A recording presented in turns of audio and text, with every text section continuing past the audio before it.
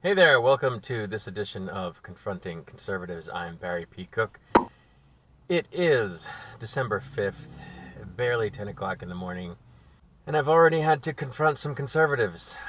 I do this mostly on the Twitter because they keep kicking me out of various right-wing echo chambers on Facebook. But I wanted to go over some of the stuff I've been confronting this morning, so let's give it a start here. I replied to a tweet from a James Brady, who's a blue checkmark on the Twitter. I don't know who that is. He's a veteran, I guess, and I don't know. He must be in the media or something. I don't know who he is. But he said, if anybody staged a coup on the White House, it was the Democrats when they used Twitter to take the election from Trump. Of course, he's talking about how content was kept off of Twitter by various Democrat actors working in conjunction with Twitter, which, I don't even think happened exactly that way. I think there were things that were on Twitter and people reported them for various terms of service violations, which is completely normal, which people on both sides do all day long. And in this case, it resulted in a sort of mass blocking of one particular story. And, there could be a bias at Twitter that caused that to happen to that story more than to any other story, more than to a story that damaged Republicans. I don't know. But this is what he seems to be alleging, that there was a bias and that they blocked certain stories and only certain stories to help Democrats. I don't think that's what happened. But anyway, supposing that it is, what he is not saying is that even if it's true, it's nothing that the Republicans haven't done. So I said to him, how about when @Real Donald Trump paid the Enquirer to buy Trump's assault accusers' stories' rights, only to not print them so as to kill them? How's that different? Do you really think Republicans never used @Fox News and right-dominated talk radio to try to steal elections for Republicans?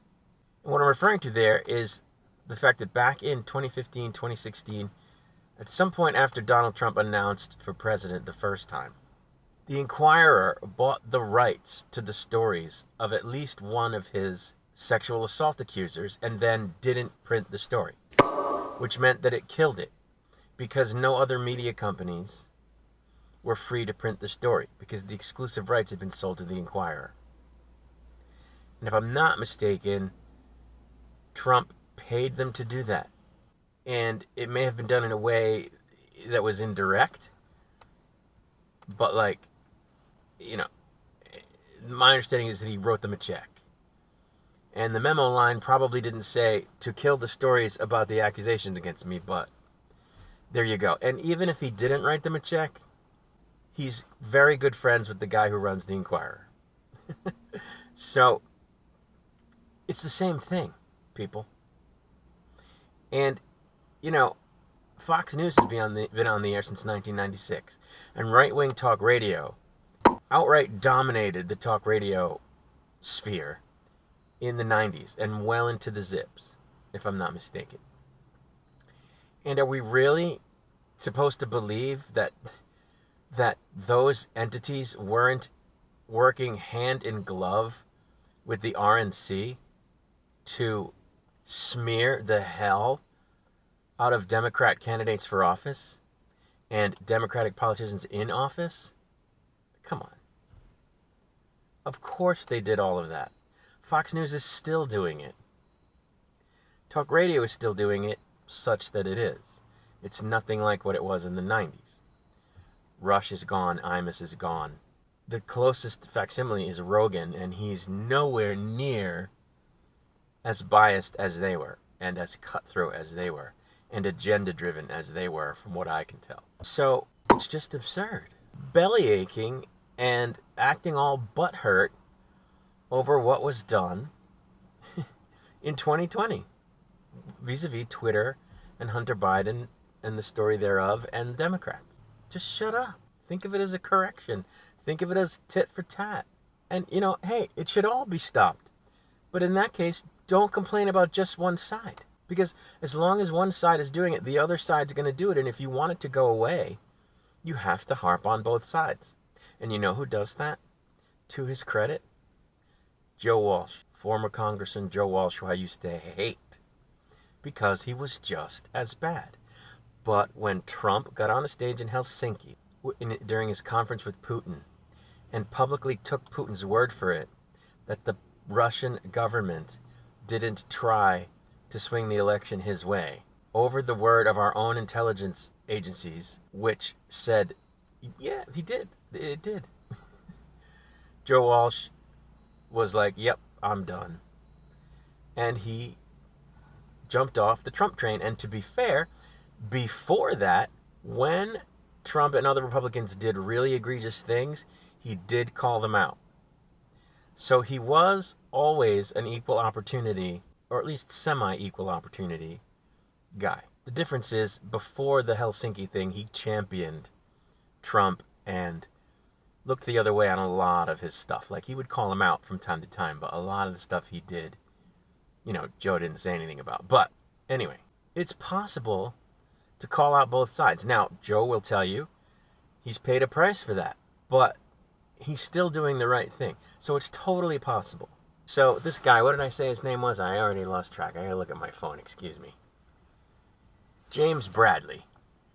He's got to start calling out both sides. And let's talk about Sinclair Media Group. Sinclair Media Group is a right-wing media company that, in recent years, bought up a whole bunch of TV and possibly radio, I'm not sure, but I know they definitely bought a whole bunch of TV affiliate stations across the country.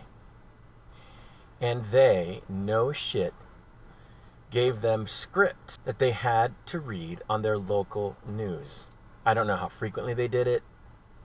I don't recall the stories I saw on it or the stories I read on it, but they did it. They're probably still doing it. And these were very partisan, one-sided scripts that were from a conservative bent, and they were read oftentimes, if not always, word for word from affiliate to affiliate to affiliate, without, if I'm not mistaken, being identified as opinion, or being right up to that line where, is this opinion or is it someone reporting, news?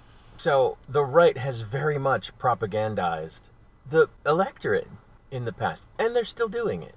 And, to get back to talk radio for a second, when talk radio was a thing, I mean, it's still a thing, but it's not a thing like it was in the 90s. Because, since then we've had the internet and, satellite radio, which is a completely different animal.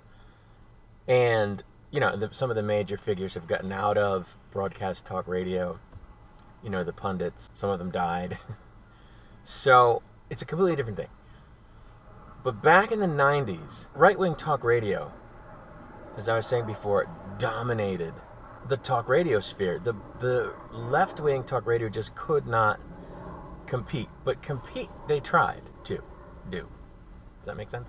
They didn't, go around screaming at the top of their lungs about how big radio, was stealing elections with their one-sided, very often propaganda-ish fare, F-A-R-E. They started their own radio companies and their own talk shows on radio to compete. They didn't go around whining about stolen election this and fraudulent election that, because the likes of Limbaugh and Imus and O'Reilly were hammering the left with a bunch of bullshit every day and not airing the other side. So along comes Twitter, and maybe they have a bias, and maybe they made it hard for people to express right-looking opinions on their platform. But do you think for a second that Bill O'Reilly didn't cut people off when they started to counter his bullshit when he was talking to them on the phone? He did. I know he did, because he did it to me repeatedly. I used to listen to his show on Sirius, and I would call in, and I got through a number of times.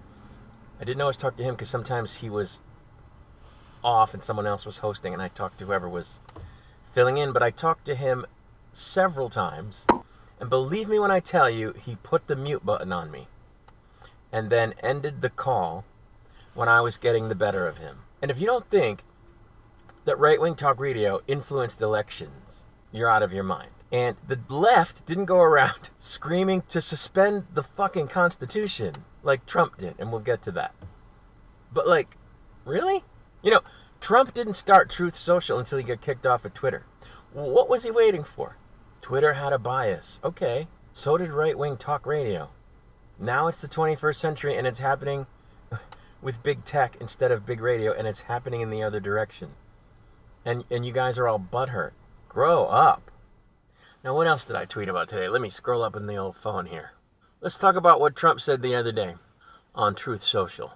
Because he doesn't dare come back to Twitter, even though they let him back on, because it would be admitting that Twitter is an entity, which he doesn't want to admit because, you know, Truth Social is where it's supposed to be, right? He'll never come back on Twitter if he has half a brain. And so far he hasn't. Anyway, on Truth Social, this is what the orange one said. He said, so, with the revelation of massive and widespread fraud and deception in working closely with big tech companies, the DNC and the Democrat Party, do you throw the presidential election results of 2020 out and declare the rightful winner, or do you have a new election? A massive fraud of this type of magnitude allows for the termination of all rules, regulations, and articles, even those found in the Constitution. Our great founders did not want and would not condone false and fraudulent elections. So, he's calling for... I don't even know what you'd call it. Can you call it martial law? He's not in power, but... I mean, basically, he's calling for authoritarianism, dictatorship. Throw out the Constitution, or whatever articles pertain to the election. He's saying this while not in power. This is the guy we cannot give power to. Again. Holy crap, if that's where his mind is, what the hell would he do if he got back in the White House?